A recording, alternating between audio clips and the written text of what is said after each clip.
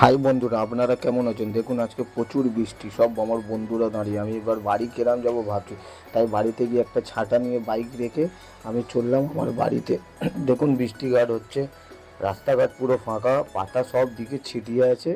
ছাতা নিয়ে আমি যাচ্ছি অটো স্ট্যান্ডের দিকে, প্রিন্স আনোয়ার শাহ টিপু সুলতান সাই মসজিদের অপোজিটে।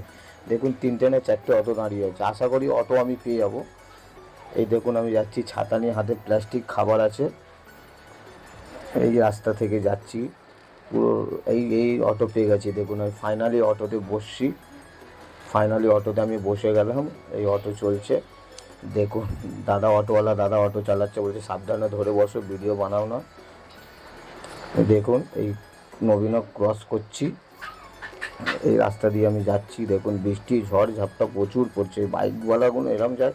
ফাইনালি আমি বাড়ি এসে পৌঁছালাম। দেখুন বাড়ির রাস্তা, আমার বাড়ির বাইরের রাস্তায় ফাইনালি বাড়িতে এসে আমি ঢুকে গেলাম। এই ভিডিওটা ভালো লাগলে লাইক শেয়ার কমেন্টস করবেন, আমাকে জানাবেন।